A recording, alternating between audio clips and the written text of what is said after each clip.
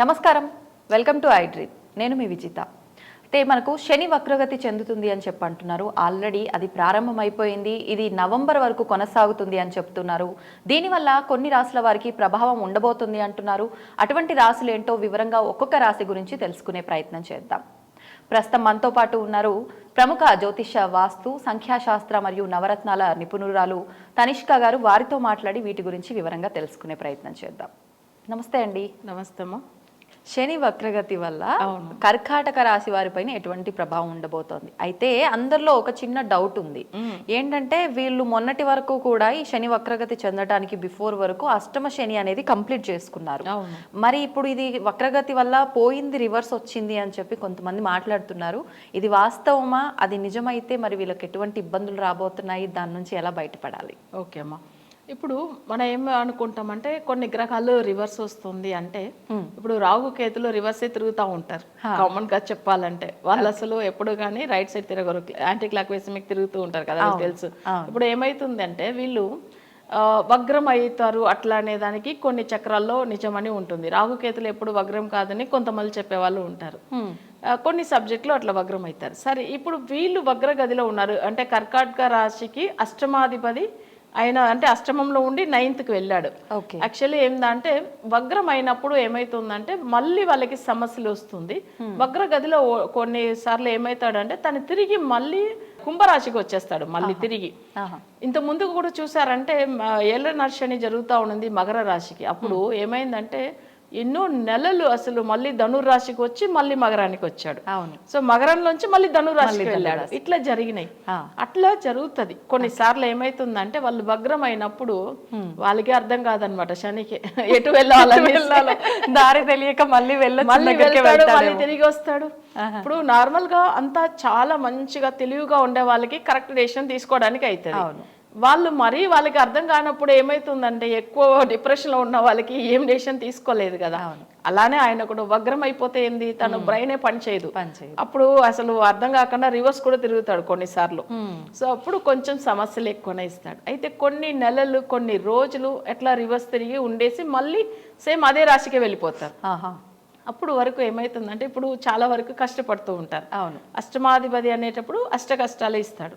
సరే, మనం ఇక్కడ వచ్చి ఏమైతుందంటే కర్కాటక రాశికి ఇట్లా మీనంలోంచి మళ్ళీ వాళ్ళు కుంభానికి వచ్చినప్పుడు ఇంకా ఎక్కువ కష్టాలు ఉంటుంది. అంటే ఆరోగ్య విషయం మెయిన్. సో నెక్స్ట్ వచ్చి ఏమైతుందంటే ఇంట్లో ప్రతి దానికి వాళ్ళకి ఇంట్లో ఎప్పుడు వాళ్ళకి ఎవరు వాల్యూ ఇవ్వరు, గొడవలు ఇట్లాంటిది వస్తుంది. సో అష్టమంలో ఉన్నాడు కదా, వీళ్ళు ఏది చేసినా తప్పునే అనుకుంటూ ఉంటారు. ఇంట్లో ఉండే వాళ్ళు కూడా వీళ్ళు మాటలు కానీ అన్ని అట్లనే ఉంటాయి. ఎందుకంటే అష్టమంలో ఉన్న శని వాక్ స్థానంని చూస్తాడు. అప్పుడు వాక్ అంటే వీళ్ళు మాట్లాడే మాటలు, వీళ్ళు చెప్పేది అంతా వాళ్ళకి అంతా ఇంట్లో ఉన్న వాళ్ళకి కూడా కోపం వస్తుంది. సో అలానే వీళ్ళ బిహేవియర్ అలా అనిపిస్తుంది ఆ టైమింగ్ లో. అంతే, టైం బాగాలేనప్పుడు అంతే కదా. మంచి చేసినా చెడవుతుంది అంటారు కదా, ఆ పరిస్థితిలో ఉన్నారు. కానీ ఇప్పుడు ఏంటంటే వగ్రగదిలో ఉన్న శని ఇక్కడ కర్కాటకానికి 7th 8th లాడవుతాడు. 7th వచ్చి వివాహం గురించి ఉండేది, తర్వాత వచ్చి హస్బెండ్ గురించి ఉండేది, మ్యారేజ్ అయిన వాళ్ళకి, లేదు మ్యారేజ్ అయిన వాళ్ళు భార్య గురించి ఉండేది. నెక్స్ట్ 7th హౌస్ వచ్చి బిజినెస్ పార్ట్నర్ గురించి ఉండేది. అవి కాకుండా జనుల మధ్యలో ఒక మంచి నేమ్ రావాలంటే జనవశ్యం కూడా 7th హౌస్ అని పెట్టి ఉంటుంది. సో ఇదంతా కూడా కర్కాటక రాశికి సంబంధించింది. ఇప్పుడు శని వగ్రంలో ఉన్నప్పుడు ఏమైతుందంటే ఇదన్నీ సమస్యలుగానే ఉంటుంది. అంటే ఇంట్లో గొడవలు, భార్యాభర్తల మధ్యలో గొడవలు, లేదా వివాహం ఆలస్యం అవ్వడము, లేకపోతే సంబంధాలు చూసి వాళ్ళకి మంచిగా అనిపించిన సంబంధం ఏదో ఒక రీజన్ వల్ల ఆగిపోవడము. సో ఇట్లాంటిదంతా ఉంటుంది. నెక్స్ట్ అష్టమాధిపతి కూడా అవుతాడు కాబట్టి ఇంట్లో కష్టాలు, గొడవలు ప్లస్ ఆరోగ్య సమస్యలు ఇవన్నీ మేజర్ గా ఉంటుంది మా కర్కాటక రాశి వాళ్ళకి. ఓకే.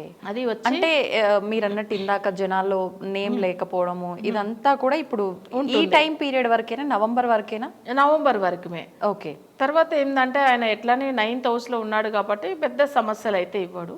కర్కాటక రాశికి ఆల్రెడీ ఏమైతుందంటే ఈ శని ప్రభావం కాకుండా రాహు కేతుల ప్రభావం ఎక్కువ ఉంది ఇప్పుడు గోచార రీతిగా. ఎందుకంటే ఈయనకు కర్కాటక రాశికి 2nd హౌస్ లో కేతు ఉన్నాడు, అష్టమంలో రాహు. 2nd హౌస్ లో ఉన్న కేతు వల్ల కుటుంబంలో సంచలనం ఎక్కువ ఉంటది, సమస్యలు ఎక్కువగా ఉంటాయి. అందుకని కొంచెం ఈ అష్టమ శని తొలగిపోయిందని కాకుండా ఈ కేతు రావడం ఇంకా సమస్య అయిపోయింది. ఇది ఎప్పటి వరకు అంటే యాక్చువల్లీ ఇది 1.5 year ఉంటుంది కేతు. ఇప్పుడు లాస్ట్ 3 months గా అసలు ఇక్కడ వచ్చిండు కదా ఆయన కర్కాటకంలో, అంటే సింహానికి వచ్చినాడు కదా కేతు. సింహం అనేటప్పుడు వాళ్ళకి కర్కాటకానికి 2nd house, అది ధనస్థానం ఉంటుంది, కుటుంబ స్థానం ఉంటుంది, డబ్బుల విషయంలో కూడా సమస్యలు, ఇప్పుడు ఆర్థికంగా కూడా సమస్యలు ఉంటుంది, ఇంట్లో గొడవలు ఉంటుంది. జనరల్ గా ఏమైతుందంటే ఇప్పుడు కర్కాటక రాశిలో ఉన్న వాళ్ళకి భార్యకు అసలు ఆరోగ్య సమస్యలు ఎక్కువ అవుతా ఉంటుంది. హస్బెండ్ కర్కాటక రాశిలో ఉంటే భార్య ఉంటుంది. ఒకవేళ భార్య జాతకం కర్కాటక రాశి అయితే హస్బెండ్ కి సమస్యలు ఎక్కువ ఉంటుంది. ఓకే, ఆరోగ్యపరంగా. ఎందుకంటే కుటుంబం అంటే అక్కడ మ్యారేజ్ అయిన వాళ్ళకి సో మేజర్ గా ఇక్కడ ఏంటంటే భార్య గురించి లేదు భర్త గురించి ఆ రాశిని పెట్టి వాళ్ళకి ఆ 2nd house అనే దాని వల్ల. ఇంకొకటి ధనస్థానం కూడా అవే కదా, ధనస్థానం అనేటప్పుడు మళ్ళీ ఆర్థిక ఇబ్బందులు, సో కొన్ని గొడవలు కూడా ఉంటాయి. అంటే ఇంట్లో గొడవలు ఎప్పుడు, ఎందుకంటే కేతు అనేటప్పుడు కేతుకు 5 తలలు, ఒక చిన్న విషయాన్ని 5 రకంగా థింక్ చేసి ఇంట్లో పెద్ద గొడవలు పెట్టుకుంటూ ఉంటారు. ఒక తల ఉంటేనే క్రియేట్ చేసి రకరకాల ఆలోచనలు క్రియేట్ అవుతాయి. ఓకే ఓకే, ఒక తల ఉంటేనే ఎంత ఆలోచనలు, అంటే 5 తలలు ఉంటే ఎంత ఉంటుంది చెప్పండి. సో అలా బాధపడుతూ ఉంటారు, బుర్ర ఖరాబ్. అంతే. అది అసలు చిన్న చిన్న విషయానికి కూడా డౌట్ అనుమానించడము, ప్లస్ అది కాకుండా ఏదైనా ఒక చిన్న థింగ్స్ ఏదో ఒకటి షాపింగ్ చేసాము కొనుక్కుని వచ్చామంటే మళ్ళీ అది ఇది కరెక్టా కాదా, బ్రాండ్ ఇది మంచి బ్రాండా లేదా, ప్రతిదీ సో వాళ్ళే ఆలోచన చేసి కొనుక్కుని వచ్చి ఉంటారు మళ్ళీ ఇంటికి వచ్చిన తర్వాత. సో ఇవన్నీ కొన్ని ఎక్కువ డీప్ గా వెళ్తారనమాట.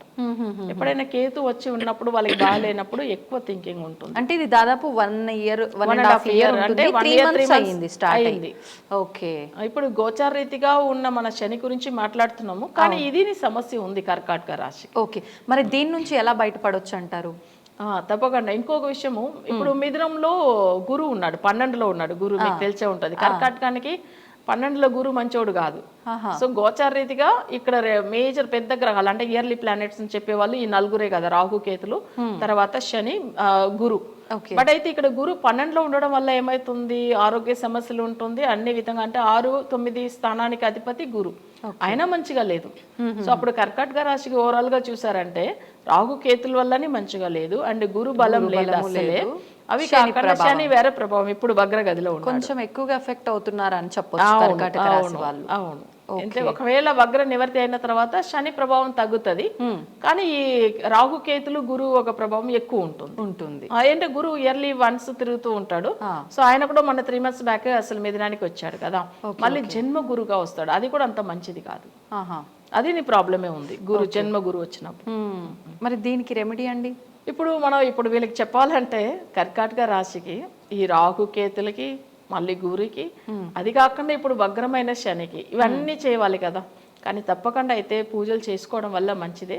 మరీ జాతక రీతిగా కర్కాటక రాశి ఎక్కువ సమస్యలు ఎక్కువ ఉందంటే తప్పకుండా జాతకం చూసుకుని అసలు దాని తర్వాత వాళ్ళు నడుచున్న దశాన్ని పెట్టి అప్పుడు పూజలు చేయడం మంచిదన్నమాట. అంటే ఇష్టానికి ఏదో ఒకటి చేసుకునే దానికన్నా ఇబ్బంది పడతామో మళ్ళీ అది ఫలితం ఉంటుందో లేదో తెలియదు కాబట్టి పర్సనల్ చార్ట్ చూపించి దానికి సంబంధించిన పూజలు చేసుకుంటాం. ఎందుకంటే ఇప్పుడు పూజలు అంటే ఇప్పుడు ఈ 4 గ్రహాలకు చేయాలి, తర్వాత వాళ్ళ జాతక రీతిగా ఏం దశ జరుగుతుందో అది మనకు చూడాలి. సో ఇవన్నీ చూసుకుని ప్రాపర్ గా ఇవ్వడం మంచిది. ఇప్పుడు ఏదో సింగిల్ గా వాళ్ళు శని వరకు అంటే చెప్పొచ్చు, ఇప్పుడు అన్ని సమస్యగా ఉంది కదా, అందుకని చూడాలి జాతకం. ఓకే, ధన్యవాదాలండి. Okay. And for more videos, please subscribe to iDream. Please subscribe to iDream. Please subscribe iDream. And please subscribe to iDream. For more videos, subscribe to iDream. Please like, share and subscribe to the channel. Congratulations, iDream. Subscribe to iDream. Subscribe to iDream. so subscribe to iDream Media. iDream team andarki huge congratulations. Please subscribe iDream Media. Please subscribe to iDream. Subscribe iDream. Please subscribe to iDream. iDream అంటే నా కళల ఛానల్ను subscribe చేసుకున్న నోరు తిరుగుతలేదు, మీరైతే గంట గుర్తు కొట్టండి. For more such videos, please subscribe to iDream. Subscribe to iDream. Please subscribe to iDream. Please subscribe iDream Media. Please do subscribe to iDream. Please subscribe to iDream Media. For best entertainment and information, please subscribe iDream. And don't forget to subscribe to iDream. తవ్వుతూనే శివలింగం, సరే దాన్ని అట్లా కప్పేసేయండి, చూపించదండి. Krishna is there, మూర్తి పూజ కాదు, సాక్షాత్ బ్రజేంద్ర నందన భగవాన్ ఉన్నారు మూర్తిలో. ఏమీ ఆశించకుండా ఆరాధించే వాళ్ళు కూడా ఉన్నారా ప్రభుజీ? నిజమైన భక్తి అంటే మనకు తెలియదు కాబట్టి